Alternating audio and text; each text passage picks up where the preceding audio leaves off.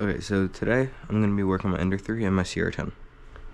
The Ender 3 was printing yesterday, and then something happened, so I have to do some tuning for it. And then the CR10 has been printing mostly fine, but it has some issues. Most likely it's probably just more bed leveling, and then extruder calibration. Other than that, I think it'll be fine. But first I need to use some double-sided tape to mount my Raspberry Pi to the table, like probably right here, so the cord is long enough to go to the printer. Let me actually do that right now. Just have my Octoprint hardwired in, and then the case is just taped together. Sorry for the mess, but I've been trying to get this. There was a clog in it, so what I had to do was just undo everything, clear out the clog, which was like this little bit and part of a burnt Bowden tube. I replaced it with this nice one, but it used to be the white ones that normally come stock on Ender 3s and just most printers that use Bowden tubes, so I just replaced it with the blue one.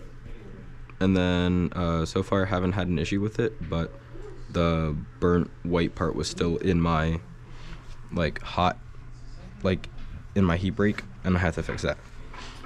So what I'm doing right now is I'm just going to take the double-sided tape, make like a solid strip of it, like the entire Pi long, maybe a little bit longer,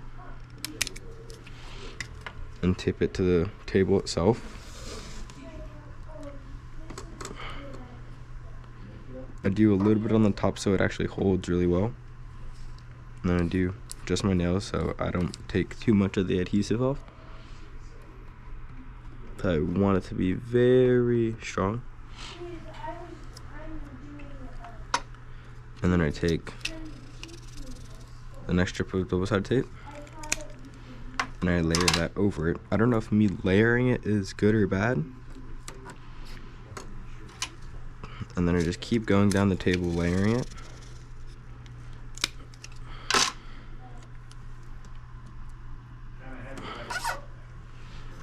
And most of the time it stays on if the sun's not directly on it, so I just have to close the blind right above me. But other than that, it should be working fine. It's like the last one. Just take my Raspberry Pi with the least taped side, which is this side, and just go like that. Normally I had it on the other side, but this side is less. The reason I had it on the other side is because this is the side that actually holds the Raspberry Pi, but because I taped it on this side, now it doesn't stay as well, so I'd rather just have it actually stick.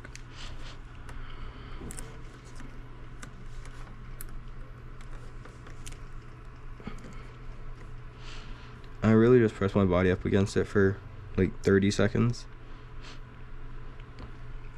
So I just tuned my extruder. I definitely want to get a metal one for this top part, metal gear and everything. I mean, it is already metal gear, but just metal everything. And the teeth might be worn down on it. So that might just be something that you have to replace, because I've had this printer for now 2 years.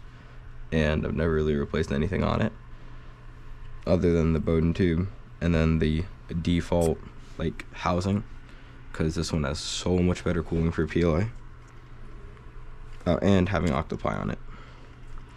I want to make my own version of a Sonic pad, but that's for another date. That's on. I don't know if the printer's on. Yep, the printer's on now. Forgot to put this on the bottom, right in here. I want to see if I can do that before. Might be a little tricky, just because it is very tight and very small. Also, stuff is going to be pushing against it. I don't know if it's gonna just have enough grip to be able to do it.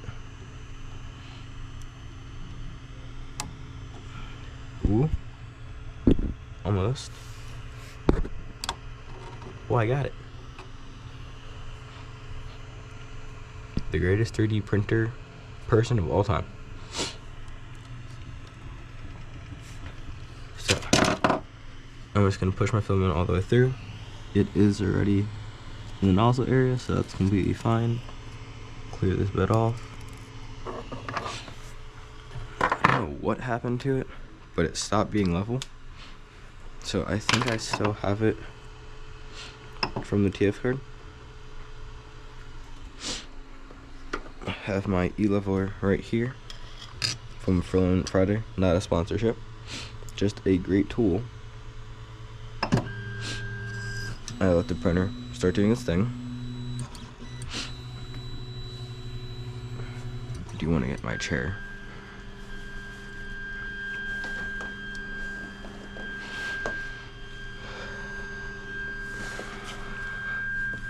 Right on it, cord.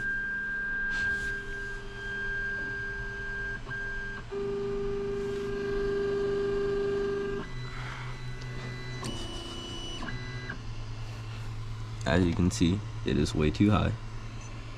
Wait, like, that is really high. I have no idea why that happened.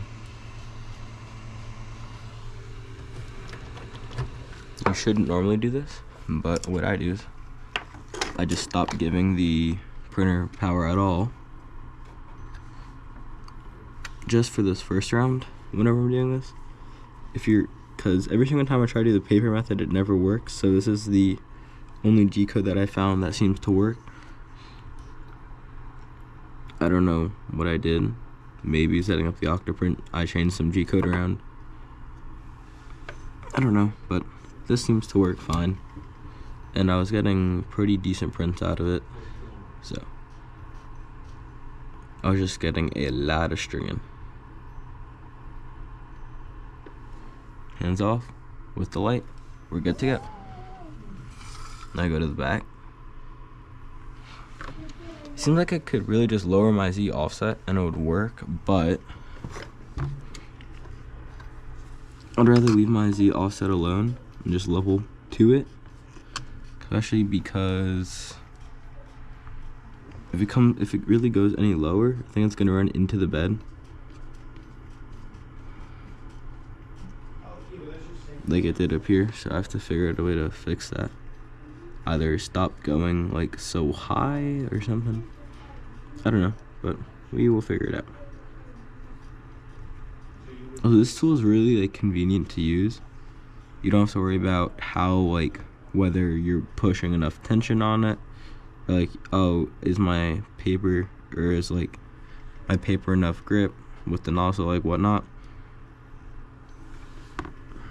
This is just very simple for anyone to